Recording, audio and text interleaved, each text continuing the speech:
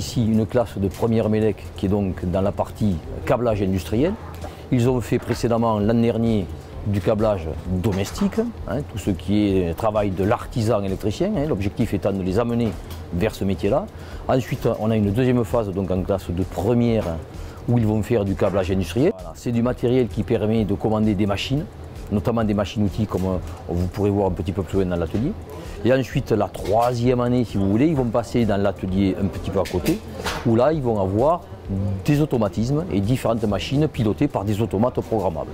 Donc on a 3 phases de formation, le domestique, l'industriel, l'automatisme. Barre. Donc quand vous avez une barre à faire, il vous faut utiliser les tuyaux. Et en chauffant les tuyaux qui étaient vidés. Alors, donc, on a les élèves ici pour 3 années.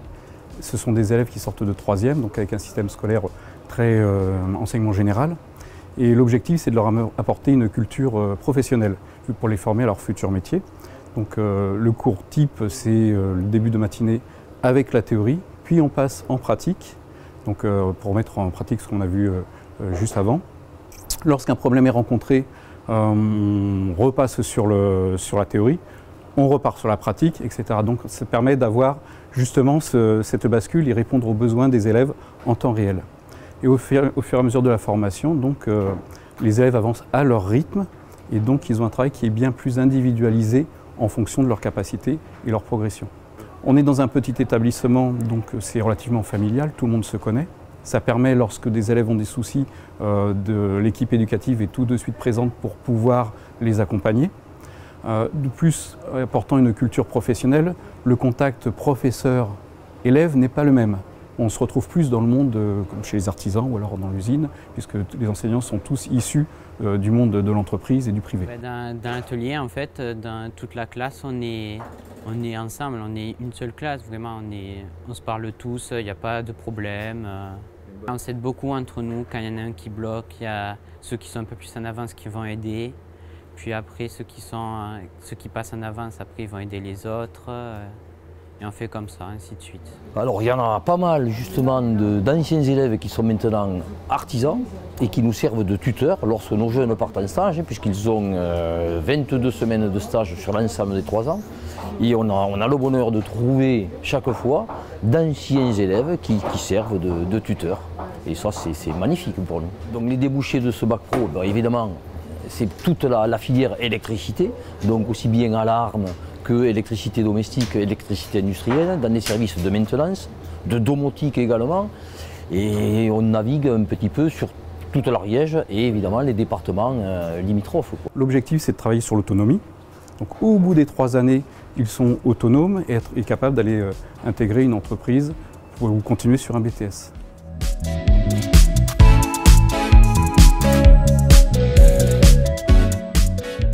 Le BTS, il a plusieurs champs. Il y a un premier champ où les étudiants apprennent à faire du dépannage. Ils apprennent aussi à faire de la réalisation. Alors je ne l'ai pas fait dans l'ordre, il faut aussi de la conception. Donc il faut de la conception à la réalisation.